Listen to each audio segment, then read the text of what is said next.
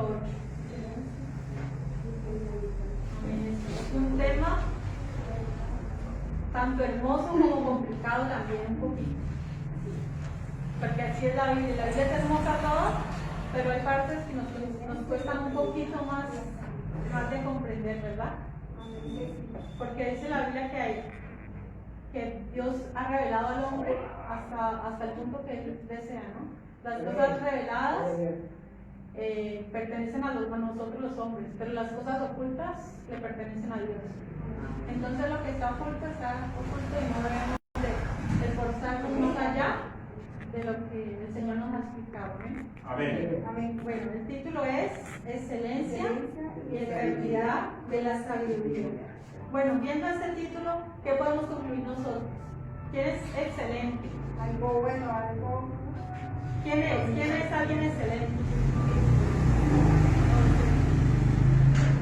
¿A quién ustedes consideran como excelente? Alguien excelente. Al Señor Jesucristo, exactamente. Bueno, dice el versículo 1: no clama la sabiduría, ni da su voz la inteligencia. En las alturas, junto al camino, a las encrucijadas de las veredas se para, en el lugar de las puertas, a la entrada de la ciudad, a la entrada de las puertas da voces: hombres, a vosotros clamo, dirijo mi voz a los hijos de los hombres. Entended, simples, discreción, y vosotros necios, entrad en cordura. Oíd, porque hablaré cosas excelentes, y hablaré mis labios para cosas rectas, porque mi boca hablará verdad, y la impiedad abomina mis labios. Justas son todas las razones de mi boca, no hay en ellas cosa perversa ni torcida. Todas ellas son rectas al que entiende, y razonables a los que han hallado sabiduría. Recibid mi enseñanza y no plata, y ciencia antes que el oro escogido, porque mejor es la sabiduría que las piedras preciosas, y todo cuanto se puede desear no es de compararse con ella. Yo la sabiduría habito con la cordura, y hallo la ciencia de los consejos. El temor de Jehová es aborrecer el mal, la soberbia y la arrogancia, el mal camino, y la boca perversa aborrezco. Amén. Dejemos hasta ahí. Para ahorita continuamos cada versículo. Pueden tomar asiento, mis amados hermanos. Bien. Aquí vemos que la sabiduría se muestra como una persona, ¿cierto? Vemos que se ha personificado, no es simplemente un atributo, ¿verdad? Sino que vemos que ella habla como una persona.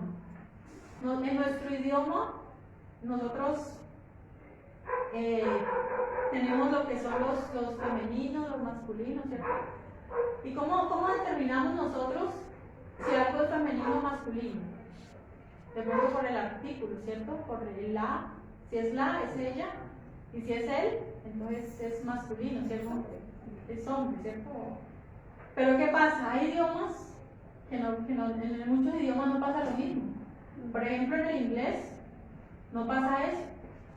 En el inglés, o sea, nuestro idioma, por ejemplo, es un idioma muy rico y tiene muchos sinónimos, y por eso es difícil aprender para los que hablan otro idioma, ¿cierto?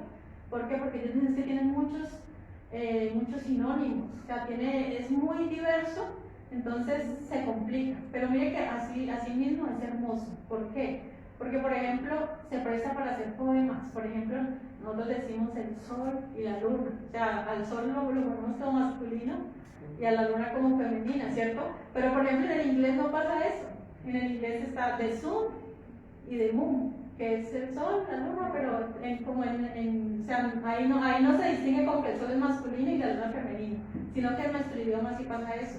También la sabiduría, nosotros la vemos, es como femenina, es como una mujer, ¿cierto? Pero no es algo así. Por ejemplo, el amor, entonces diríamos, entonces el amor es masculino, ¿cierto? Y no es así. El odio también sería masculino, la prudencia sería una mujer, pero no, o sea, aquí en este caso vemos que no tiene ese significado, ¿cierto? Entonces, por eso, aunque aquí se personifica la sabiduría, no podemos decir, yo soy una mujer, ¿cierto que no? Entonces, como les decía, en el hebreo no pasa eso, ¿ya? En el hebreo no hay este problema pues que presenta el español, para interpretar la sabiduría. Entonces, en el versículo 8:1 dice, no clama la sabiduría, ni da su voz la inteligencia. O sea que la sabiduría está clamando, está dando su voz. Algo así como lo que dice en el libro de Isaías, clama voz en cuello y no te detengas. O sea que ella ha dado voces, ella habla duro, ella habla mucho más duro de lo que yo hablo, porque a veces me cuesta trabajo subir la voz y si el micrófono no tiene mucho volumen, entonces tengo que alzar demasiado la voz y me duele la garganta, de verdad que sí. ¿Por qué? Porque es mi timbre, es mi tono de voz, ¿sí? Hay personas como el hermano Jorge, que es cierto, o sea, él es capaz de predicar sin micrófono y no hay problema, él lo escucha así sin micrófono, lo escucharían desde la esquina, ¿cierto? Entonces, así pasa con muchos predicadores, ¿cierto? Pero aquí vemos que la sabiduría clama fuertemente y se quiere hacer escuchar. ¿Esto a quién nos recuerda? Por ejemplo, en el versículo 2 que dice, en las alturas junto al camino, a las encrucijadas de las veredas se para, en el lugar de las puertas, a la entrada de la ciudad, a la entrada de las puertas da voces. O sea, en todo lugar. ¿Sí? ¿Esto nos recuerda a quién? A Jesucristo.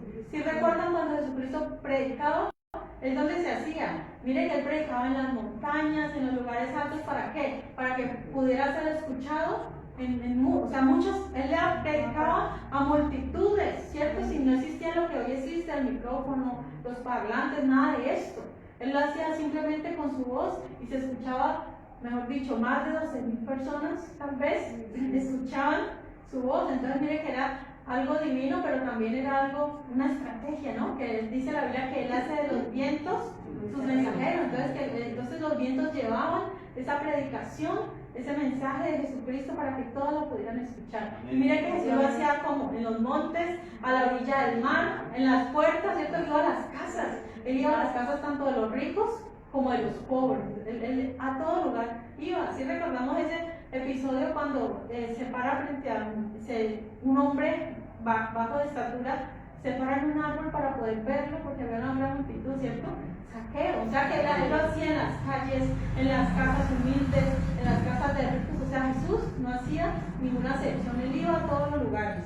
Asimismo vemos que la sabiduría dice en las alturas junto al camino, a las encrucijadas de las veredas. O sea, como cuando alguien va por un camino y de pronto no sabe para dónde seguir. Yo creo que muchos de nosotros nos hemos encontrado en esa situación. Llegamos a un camino y uno coge a la izquierda y otro a la derecha, y nosotros, ¿y ahora qué? ¿Cierto? Así muchos viajeros se encuentran en ese dilema muchas veces. Pero resulta que la sabiduría se para ahí en las encrucijadas. ¿Para qué? Para poder mostrar, como para dirigir a los viajeros hacia su destino, ¿cierto? Para que no se pierda, para que no vaya a llegar a un lugar equivocado. Qué terrible es cuando una persona, sin saberlo, se mete por un camino tenebroso, un camino que después le va a costar trabajo salir de él, ¿cierto? Entonces la sabiduría es la misión de la sabiduría, pararse en las encrucijadas de las veredas, dice en el lugar de las puertas, o sea que ya va como si fuera de casa en casa, a la entrada de la ciudad. Mire, a la entrada, nosotros pues en Jerusalén y en las ciudades antiguas había una entrada principal de la ciudad, ¿cierto? Como eran ciudades amuralladas. Entonces allí todo el que, mejor dicho, todo el que pasara por la puerta iba a escuchar a la sabiduría. O sea que ya se hacen en las plazas, en los lugares estratégicos, para que todo el mundo pueda escuchar. Y podemos ver que es como un contraste con la mujer extraña, con la mujer ramera que vimos en el capítulo 7, ¿cierto? Que ella ¿qué lo que hacía? Ella se echaba, pero en los lugares oscuros. O sea, ella escogía la oscuridad en las esquinas, como para no ser descubierta por todo el mundo, sino para poder hacer sus fechorías y no ser descubierta, ¿cierto? En cambio aquí vemos que es contrario a la sabiduría. Ella lo hace a plena luz del día y en lugares públicos para que pueda ser escuchada y vista por toda la gente. El versículo 4 dice: oh hombres, a vosotros clamo, dirijo mi voz a los hijos de los hombres. Entonces, la sabiduría, ¿quién va a hablar? Al hombre, ¿cierto? tiene una buena audiencia, los seres racionales, nosotros, los seres humanos. ¿Por qué? ¿Quién otro podría escuchar tal vez? Bueno, no va dirigido a los ángeles, ¿cierto? No va dirigido a los demonios, no va dirigido a los animales ni a las plantas, no, va dirigido a los hombres. Ella quiere ser escuchada por los seres humanos, los seres a quien Dios dotó de inteligencia, de razón. Bien, dice, entended, vos simples, discreción, y vosotros necios, entrad en cordura.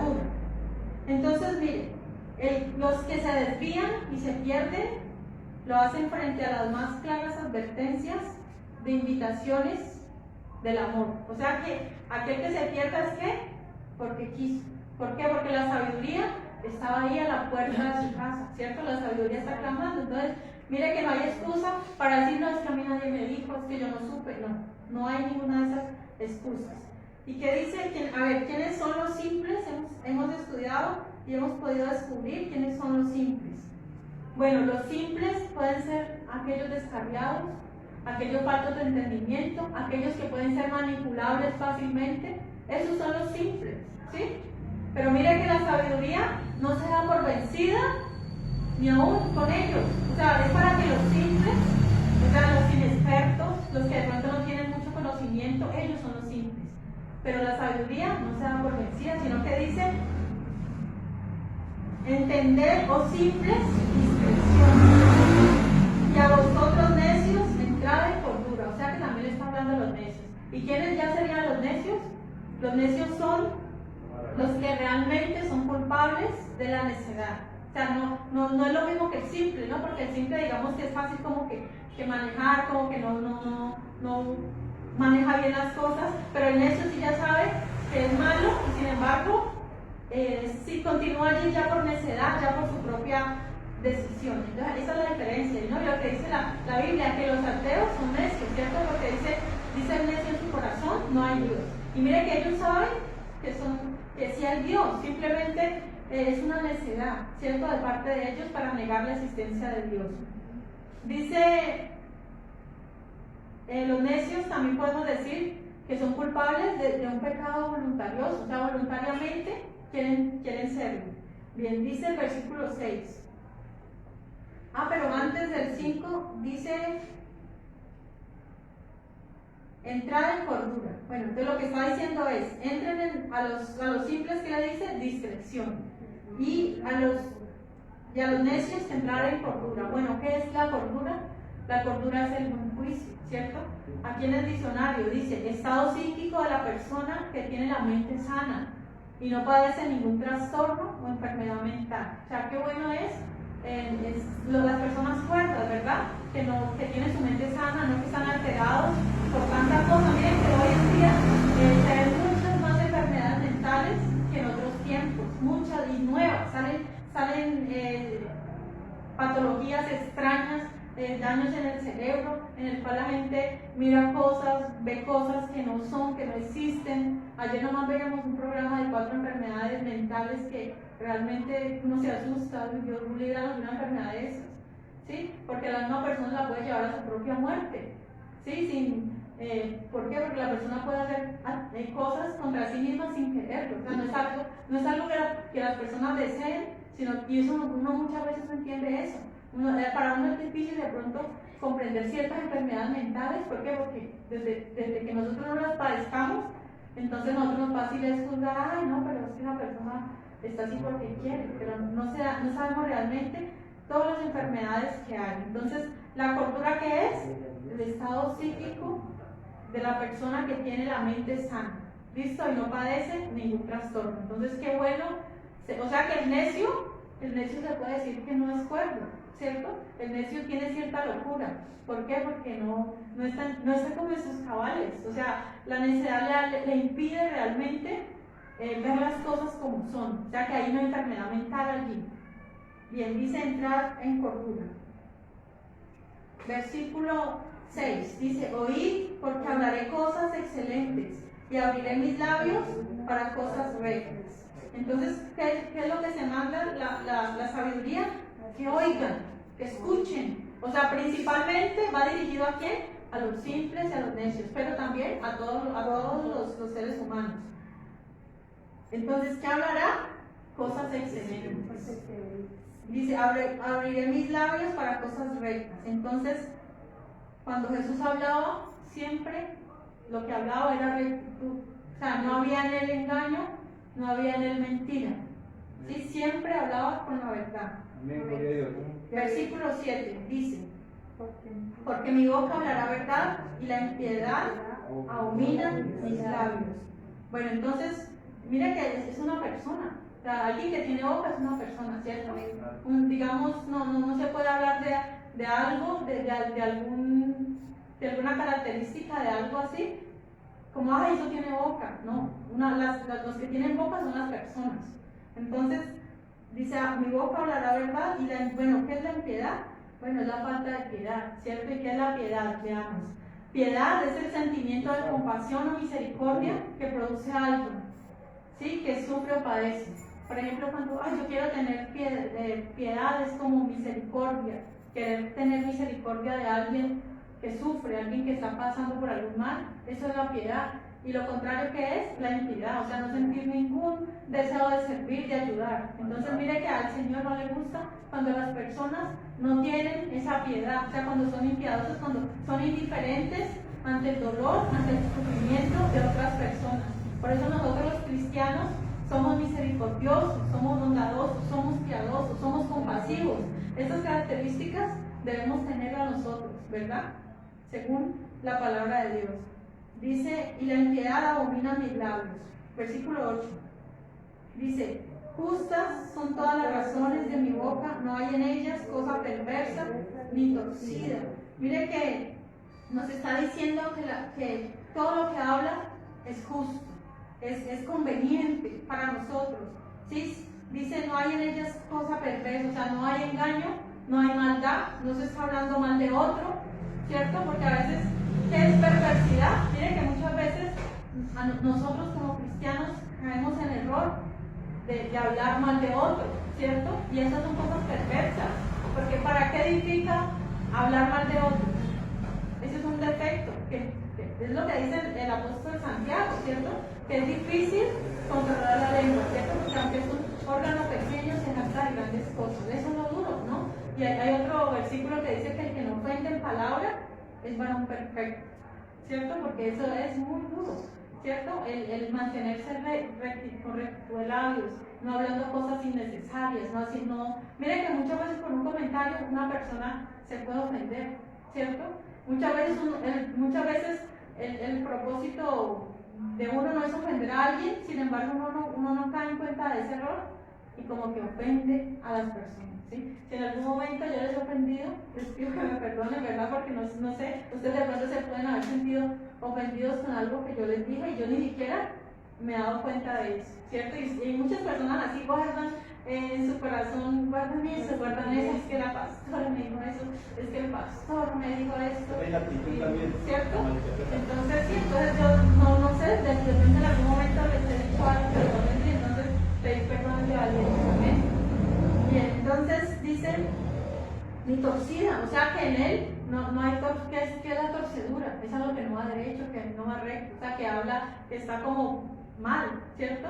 Hay un bosque que existe, creo que es, bueno, no sé dónde lo vi a través de un video, donde todos los árboles eran torcidos y la ciencia no ha podido descubrir por qué esos árboles están todos torcidos, o sea, es como algo raro, ¿no?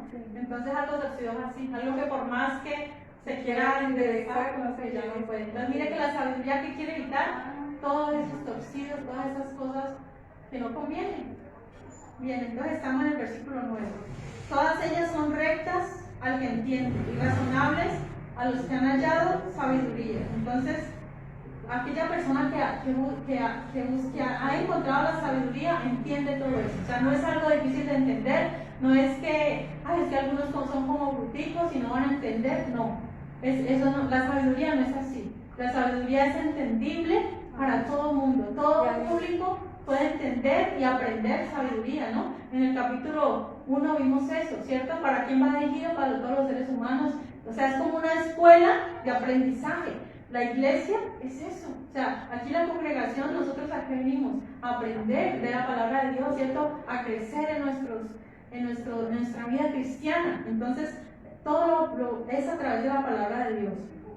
Versículo 10 dice: recibid mi enseñanza y no plata, y ciencia antes que el oro escogido, porque mejor es la sabiduría que las piedras preciosas, y todo cuanto se puede desear no es de compararse con ella. Entonces aquí está diciendo que es mejor la sabiduría, ¿cierto? Una persona sabia, aunque no tenga mucha plata, finalmente la va a tener, ¿cierto? Porque miren que no es que está diciendo, no, ustedes en la vida no necesitan plata, ustedes solamente necesitan sabiduría. No, primeramente se necesita la sabiduría de Dios, luego lo otro viene por añadidura, porque la Biblia lo dice: busca primeramente el reino de Dios y su justicia, y todo es añadido. Entonces no es que la plata no se necesite, no, sino que primeramente Dios, o sea, tenemos que darle la prioridad a lo que es primero lo primero, ¿cierto? Primero la sabiduría, primero buscar el reino de Dios y su justicia, y luego viene todo lo demás, es añadido. Y así vimos que le pasó a Salomón, ¿cierto? Salomón pidió sabiduría, no pidió riqueza, sin embargo, él tuvo también las riquezas y la prosperidad. Y mire que muchas veces Dios no da riquezas a muchos cristianos, ¿por qué? Porque no tienen sabiduría. ¿Y qué pasa? Y si tuvieran riqueza sin sabiduría, se descargarían totalmente, ¿sí? Porque una persona sin sabiduría y con plata es un peligro, ¿cierto? Es un peligro. Imagínense un joven, ¿cuántos jóvenes se han ganado la lotería, menores de edad, y qué pasa? Terminan destruyéndose, de verdad. Se gastan todo en drogas, en deportistas. Exacto. Mira, hay gente que no sabe manejar el dinero, entonces les falta la sabiduría. Entonces, por eso, aún muchos cristianos, Dios no les da más allá, porque dicen, no, si yo les doy mucho, seguro se van a apartar, se van a alejar, ¿cierto? Porque, ¿qué fue lo que dijo Agur? No me des pobreza ni riqueza, sino manténme. O sea, para yo poder estar allí ahí como en el camino, o sea, solamente que mantenga el pan necesario. Y hay muchos cristianos así que mantienen solamente con lo necesario, con lo del diario, para que no se desvíen, para que tengan un motivo cada día para estar buscando de Dios, ¿no? En cambio hay otras personas que sí Dios les ha dado, ellos se han esforzado y Dios les ha dado esa sabiduría, entonces pueden administrar mucho. Entonces, lo que dice la Biblia, al que mucho se le da, mucho se le demanda. Y al que poco se le da, pues se le demanda más poco. Dios da conforme a nuestras capacidades. Si nosotros somos capaces de manejar ciertas cosas, Dios nos lo da, Dios nos va soltando, a medida que nosotros vamos mostrando fidelidad y sabiduría. Bien, entonces dice, recibid mi enseñanza y no plata, y ciencia antes que el oro escogido, porque mejor es la sabiduría que las piedras preciosas, y todo cuanto se puede desear no es comparable con ella. Entonces miren que ahí pone lo mejor que el ser humano desea, ¿no? El oro, la plata, las piedras preciosas, pero todo eso tiene un menor valor que la sabiduría. Entonces, sabiduría primeramente. ¿Por qué? Porque nada se puede comparar a la sabiduría de Dios. Bien, dice versículo 12: yo la sabiduría habito con la cordura y hallo la ciencia de los consejos.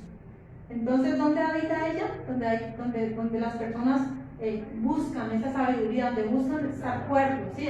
A la sabiduría no le gusta mucho la locura, esa locura, ay, vámonos se me viene a la mente esos jóvenes locos que les gusta andar en moto a toda, o sea, a la sabiduría, o sea, no es sabio hacer cosas locas, simplemente la sabiduría le gusta y ama la cordura, ¿cierto? Y el buen consejo, el buen juicio, eso lo ama la sabiduría.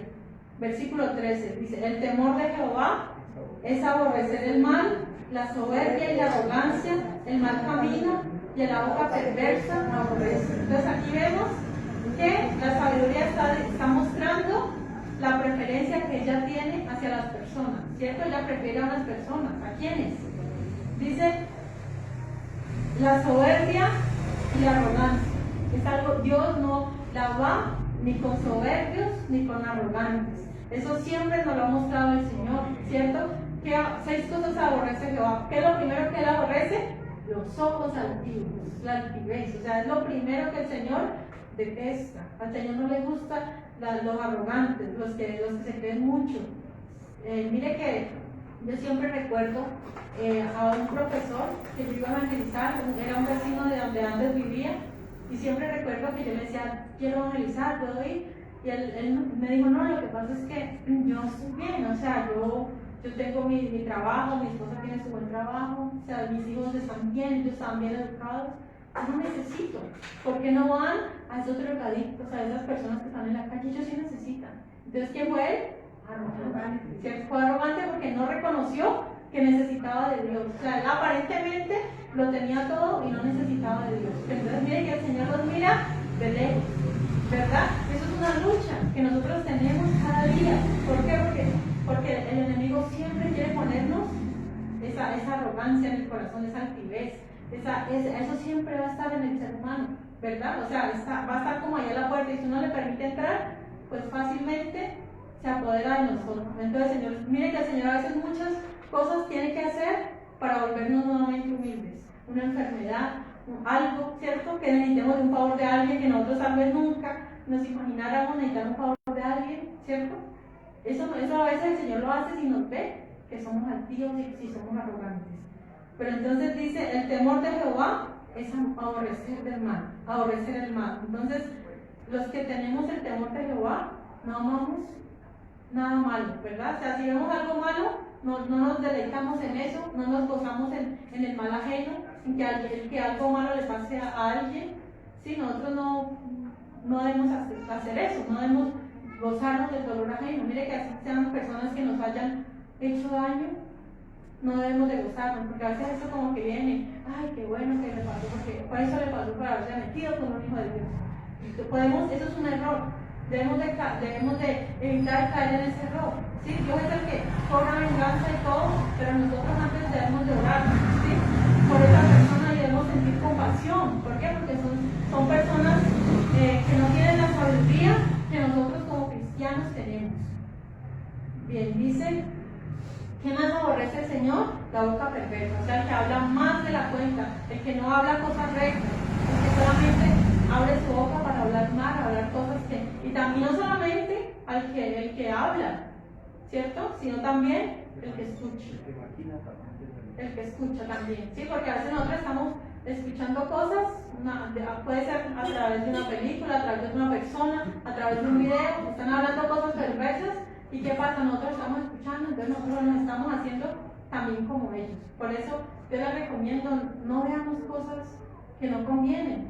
O sea, pensemos, o sea, nosotros como cristianos debemos siempre tener eso en nuestra mente, somos diferentes al mundo. Si hay algo que no nos edifica, si hay algo que no nos va a traer, o sea, que no nos va a traer nada bueno en nuestra vida cristiana, ¿para qué verlo?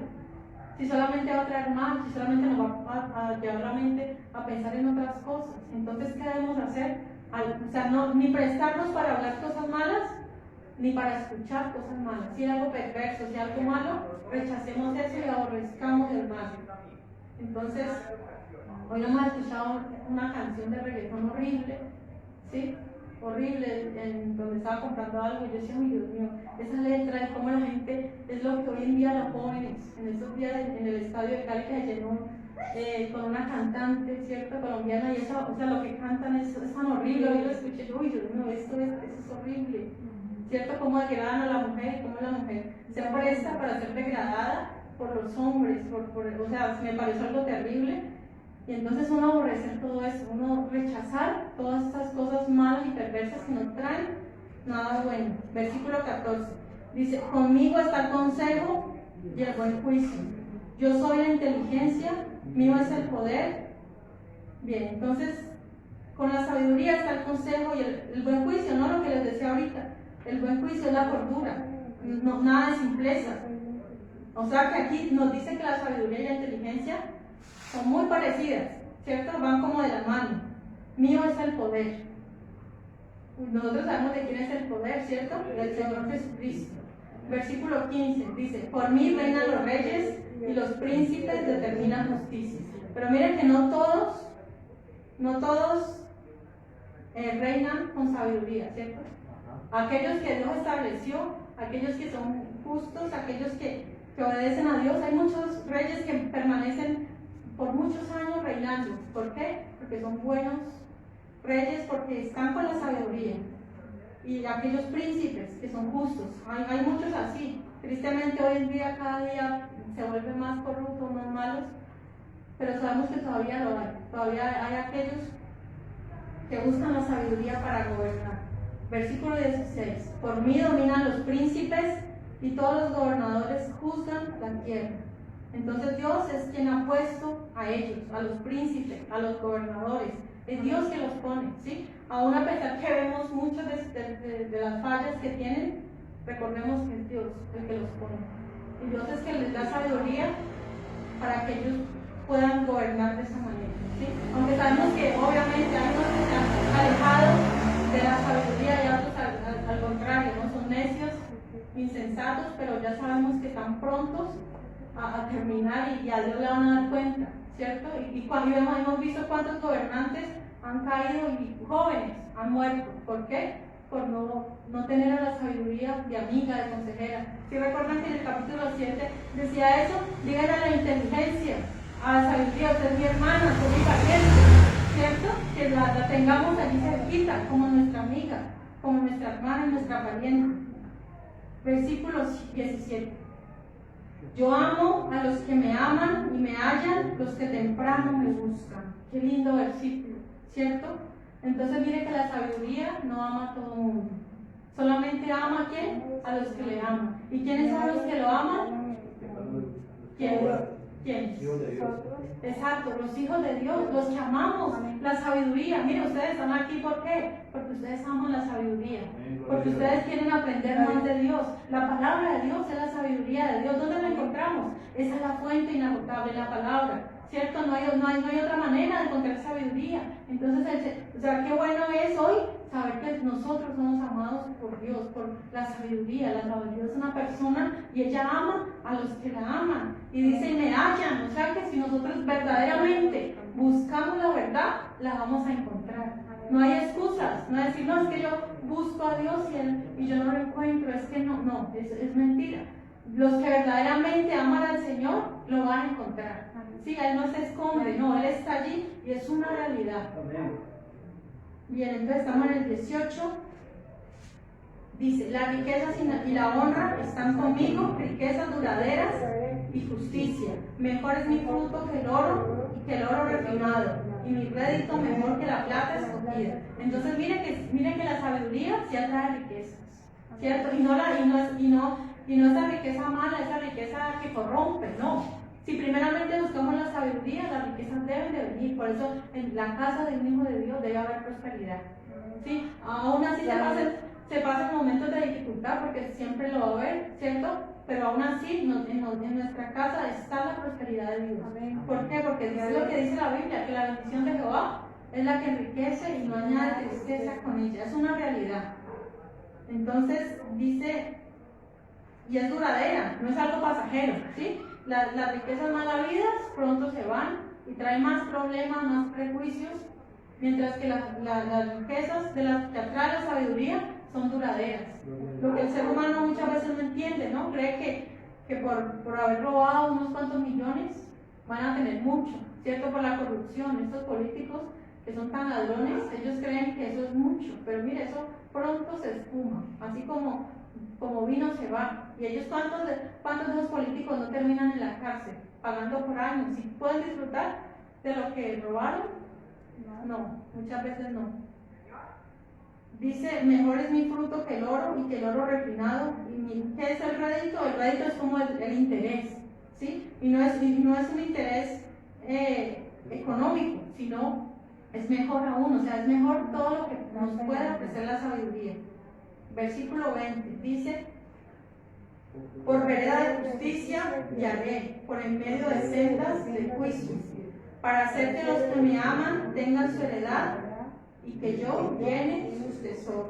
Entonces, mire que ella dice, va a guiar por vereda de justicia. Qué bueno, ¿no? Qué bueno es la justicia de Dios. Dice, por medio de sendas de juicio. Entonces, mire que dice que para los que la aman a la sabiduría tengan su heredad y que yo llene sus tesoros. Qué bueno que sea Dios mismo el que nos bendiga, el que nos da nuestra heredad, ¿cierto? La Biblia dice que las bendiciones de Dios correrán detrás de ti y te alcanzarán, ¿cierto? Nosotros no vamos detrás de la bendición, no, la bendición corre detrás de nosotros. Eso es lo que dice la palabra, y ella nos alcanza. Versículo 22, ya aquí hay un cambio, otro cambio, o sea, ya en este capítulo hemos visto varios cambios, ¿cierto? Aquí vamos a ver otro, que dice: Jehová me poseía en el principio, ya de antiguo, ante sus obras. Eternamente tuve el principado desde el principio, antes de la tierra, antes de los abismos fui engendrada, antes que fuesen las fuentes de las muchas aguas, antes que los montes fuesen formados, antes de los collados ya había sido yo engendrada. No había aún hecho la tierra, ni los campos, ni el principio del polvo del mundo. Cuando formaba los cielos, allí estaba yo. Cuando trazaba el círculo sobre la faz del abismo, cuando afirmaba los cielos arriba, cuando afirmaba las fuentes del abismo, cuando ponía al mar su estatuto para que las aguas no traspasasen su mandamiento, cuando establecía los fundamentos de la tierra. Con él estaba yo ordenándolo todo, y era su delicia de día en día, teniendo solaz delante de él en todo tiempo. Entonces, ahora sí vemos aquí, y aquí está como lo que es un poquito complicado, ¿sí? ¿Por qué? Porque estamos hablando de quién? De la sabiduría, ¿cierto? Y hemos visto que quién es la personificación de la sabiduría, Jesucristo, ¿cierto? Entonces aquí usted va a decir, bueno, pero ¿cómo así? Pero muy engendrada, ¿cierto? Y mire que es un punto en el cual actualmente los testigos de Jehová, ellos niegan la deidad de Cristo, ¿cierto? Y ellos se basan en este versículo y en el libro de Apocalipsis. Vamos allá a Apocalipsis 3:14 para decir que Jesucristo no es Dios, que Jesucristo fue creado, ¿cierto? Pero vamos a ver lo que dice Apocalipsis 3:14. Dice: y escribe el ángel de la iglesia de la Odisea: he aquí el amén, el testigo fiel y verdadero, el principio de la creación de Dios, dice eso. O sea, allí está hablando Jesús y nos dice el principio de la creación de Dios. Entonces ellos dicen, no, entonces Jesús tuvo un principio, ¿cierto? Jesús fue creado, entonces Él no es Dios. Pero allí vemos que en el libro de Apocalipsis no está diciendo Él fue el primer ser creado, ahí no está diciendo eso. Ahí está diciendo el principio. ¿Y qué quiere decir eso? Mire, es el motor de la creación, es el motivo de la creación. No quiere decir que Él fue el primero creado, no. Lo que está diciendo es que Él es el motivo, Él estaba desde el principio. Él existe por siempre y para siempre. Él no tuvo principio ni tiene fin. Él es el alfa y la omega, o sea, Él es eterno. Dice la Biblia, siempre nos muestra que Jesucristo es Dios, que Él estuvo desde siempre. Y eso vamos allá a Colosenses 1:16. Colosenses 1:16 y Juan 1:1. Nos muestra que Él es eterno.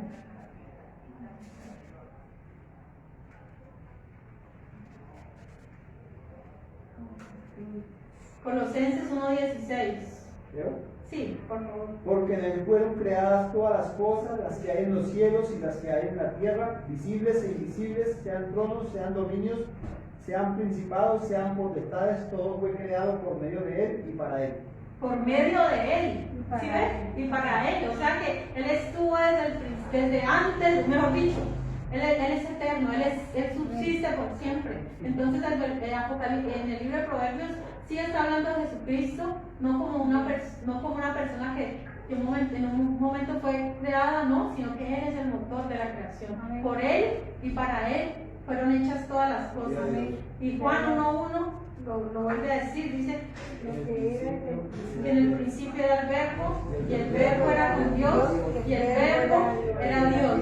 Versículo 2 dice, este era en el principio con Dios. O sea que Él estuvo siempre. No hubo un momento en el cual dijo, aquí fue creado Jesús. No, eso solamente malas interpretaciones. Y esas interpretaciones vienen desde mucho antes con un hereje llamado Arrio, ¿sí? Que creó lo que se llama como el arrianismo, que decía eso, que Jesús no era Dios.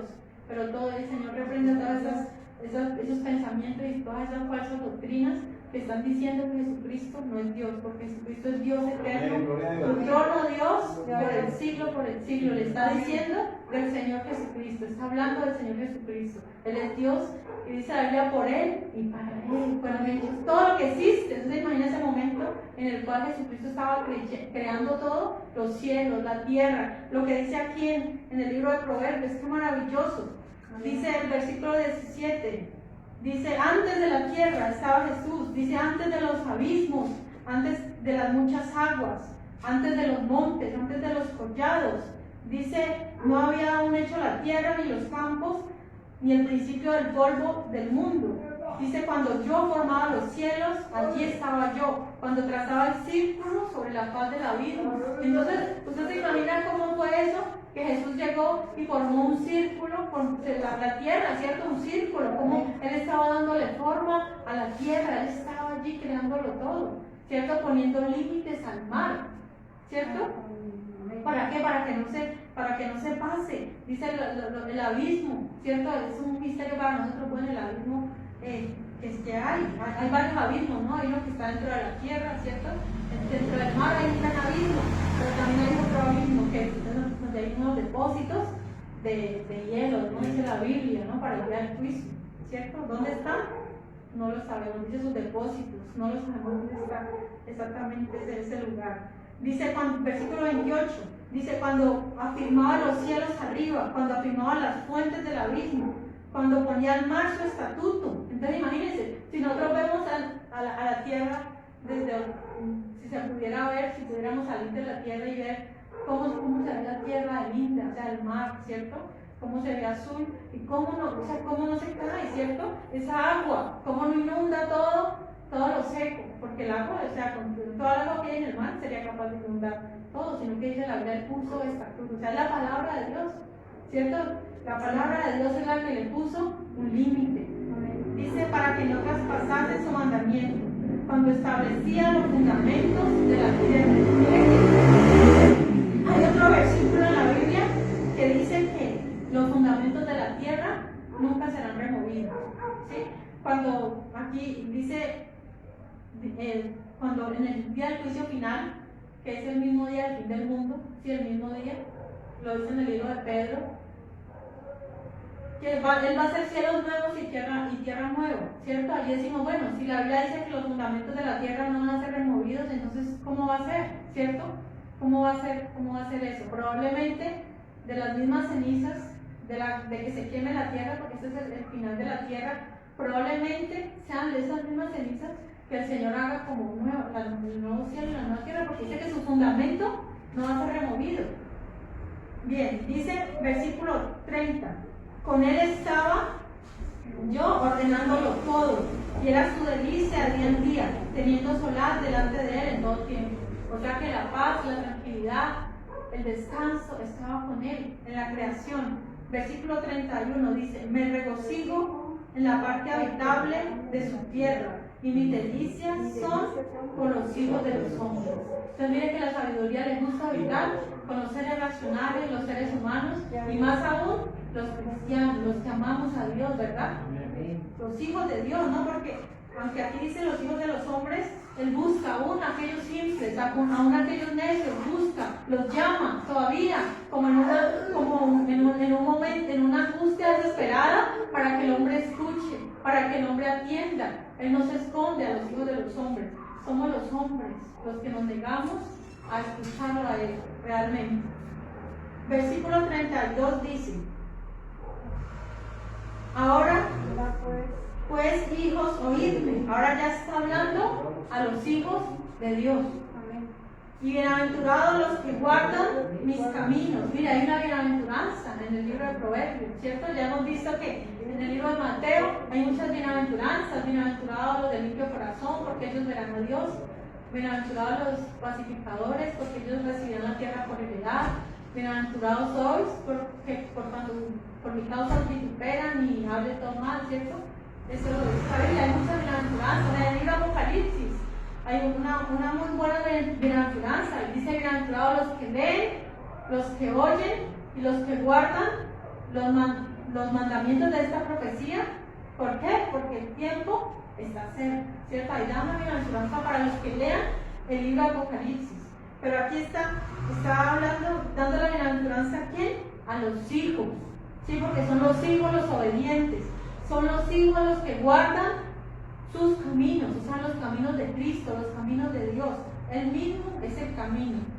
Versículo 33 dice: atended el consejo y sed sabios, y no lo menospreciéis. Entonces ahí nos está diciendo a todos: atendamos el consejo de la sabiduría, seamos sabios. O sea que es posible ser sabios, ¿sí? ¿La gente nace sabia? ¿Sí nacen sabios? Nada, si nadie nace sabio, nadie nace con sabiduría, todos al contrario. Dice la Biblia que la necedad está ligada al muchacho, ¿cierto? Estamos ligados hacia el mal, hacia el decir no, hacia ser rebeldes, hacia hacer pataletas, contestarle mal a los padres, a los niños de chiquitos ya le quieren pegar a la mamá y le dicen a la mamá está tonta y cosas así. O sea, hay maldad en el corazón del hombre. Pero mire, se puede llegar a ser sabios, ¿cómo? Escuchando, aprendiendo la sabiduría. Estamos en la universidad de la vida, en el cual necesitamos aprender sabiduría. Dice, y no lo menospreciéis. Nuevamente una bienaventuranza en el versículo 34. Bienaventurado el hombre que me escucha, velando a mis puertas cada día, aguardando los postes de mis puertas. Entonces, ¿qué está diciendo? Que cada día debemos buscar la sabiduría. ¿Y dónde está la sabiduría? En Jesús, en la palabra de Dios. Entonces, por eso no hay excusa para no leer la Biblia. Es que no tengo tiempo, es que la Biblia vuelve loco, es que, mire, está diciendo que es necesario buscarlo cada día debemos de leer la palabra, ¿cierto? ¿Sí recuerdan que los que vinieron el 31, yo les pregunté, el 31 de diciembre, yo les pregunté a los hermanos que estaban aquí, ¿cuándo leyeron la palabra de Dios hoy? O sea, mire, eran como más de las 12 de la noche, o sea, tuvieron todo el día del 31 para leerla, y muchos dirán, no, es que no tuve tiempo, ¿cierto?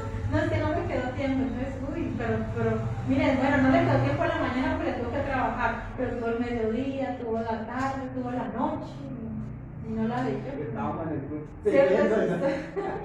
Entonces, miren que aún siendo a nosotros nos falta más diligencia en cuanto a buscar la palabra de Dios. Miren que yo puedo asumir, ¿no? Ustedes son cristianos, ustedes leen cada día la palabra y se gozan en la palabra, pero no asumamos eso porque no es real. Usted le pregunta a cualquier cristiano de cualquier iglesia, porque eso pasa a nivel mundial, ¿usted leyó la Biblia hoy?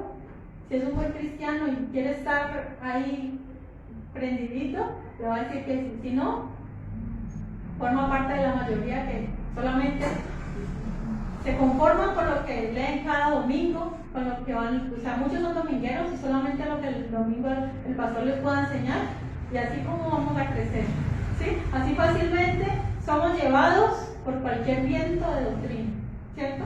Si no leemos y estudiamos la palabra, somos blanco fácil para el enemigo, ¿no? Lo que decía el otro versículo, yo amo a los que me aman y me hallan, los que temprano me buscan, ¿cierto? Los que temprano, ¿cierto? Ahí se refiere a las dos partes, tanto en la mañana, tanto temprano en la vida, ¿cierto? No dejar para cuando seamos viejos, cuando ya todos los males nos hayan acontecido y no hayamos aprendido sabiduría. Pero nunca es tarde, ¿no? Nunca es tarde para buscar la sabiduría. Dice versículo 34, la parte B dice, aguardando los postes de mis puertas. Qué bueno. Versículo 35, porque el que me halle hallará la vida y alcanzará el favor de Jehová. Entonces, qué bueno hallar la vida. O sea, ¿cómo hallamos la vida? A través de Jesús. Y dice el versículo 36, mas el que peca contra mí defrauda su alma.